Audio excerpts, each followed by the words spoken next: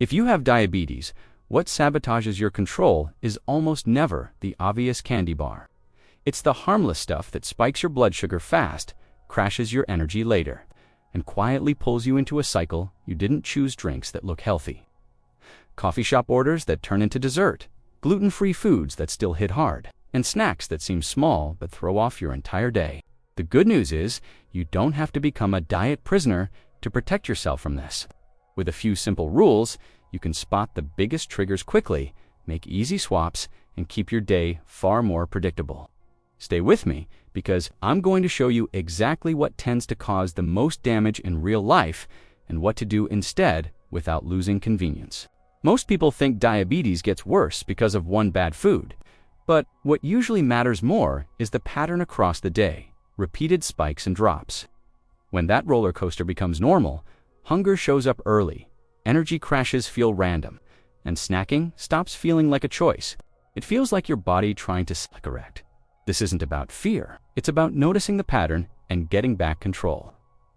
Before we talk about the biggest traps, let me give you the simplest foundation that makes everything easier. Build meals that slow the rise instead of launching it. Protein plus fiber, plus a little healthy fat, tends to help a lot of people feel fuller, longer, and avoid those sharp swings. Think eggs with vegetables, chicken with salad and a planned portion of beans, plain unsweetened yogurt with nuts and seeds. Simple, satisfying, no drama.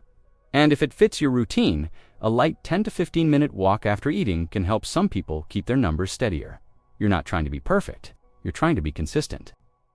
Now let's get into what most often sabotages people, especially the things that don't look like junk. One of the fastest ways to spike blood sugar is drinking it.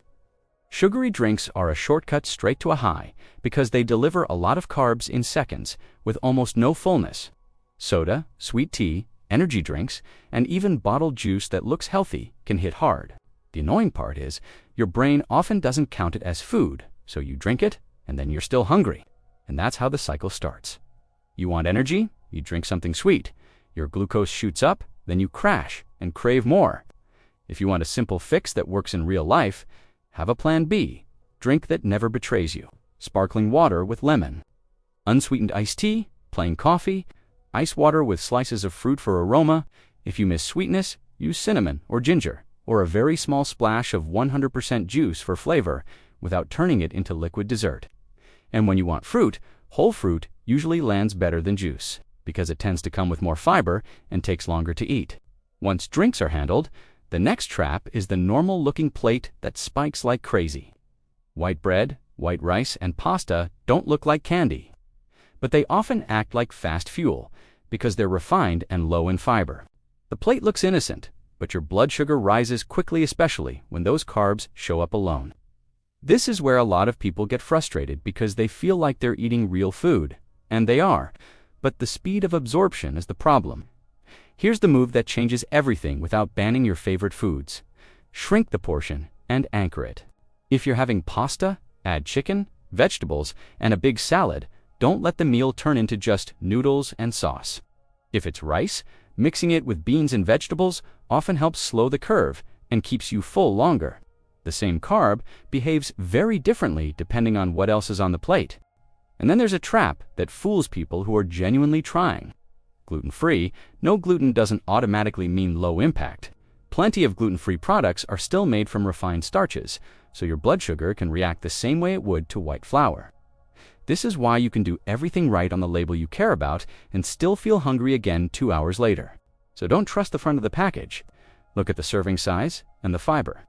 If it's basically starch with little fiber, treat it like a refined carb, smaller portion, anchored with protein and fiber.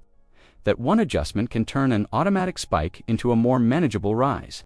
Now let's talk about the breakfast trap, because this is where a lot of days fall apart before noon. A breakfast that's high in sugar and low in protein can spike early, then hunger comes back fast, and then the dominoes start.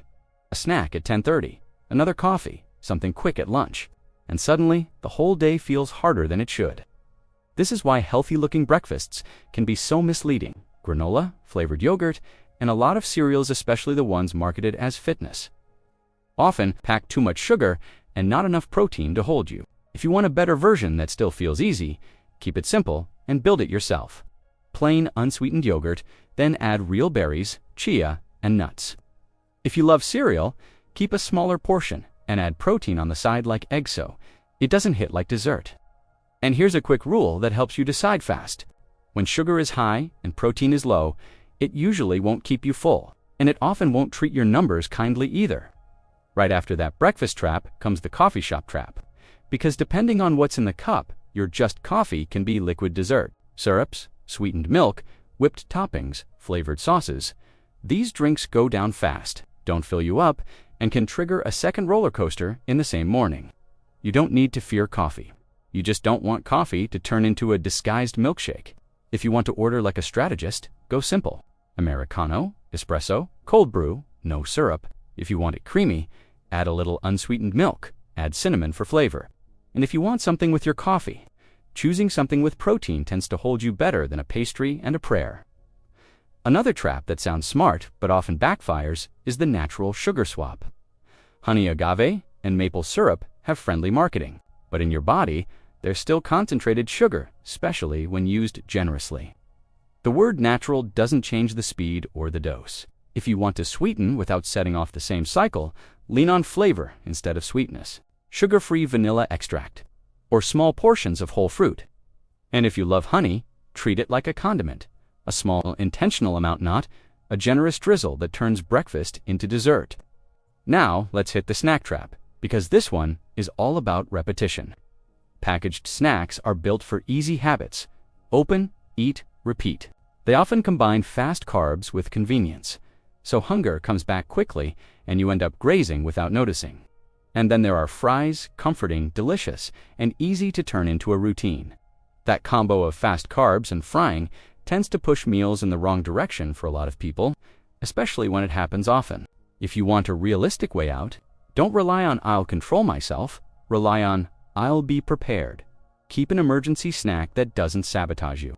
Nuts, cheese sticks, hard-boiled eggs, veggie sticks with hummus or lower sugar jerky. And if you want something warm, bake instead of fry. You can still get that comforting feeling without stacking the deck against yourself. Now here's the underrated piece that ties all of this together. Pace. The easier it is to swallow, the faster it tends to hit. And fiber is one of the best brakes you can put on that process. Beans, lentils, chickpeas, vegetables, whole fruits, nuts, seeds, these don't just help digestion. They help timing, and timing is control.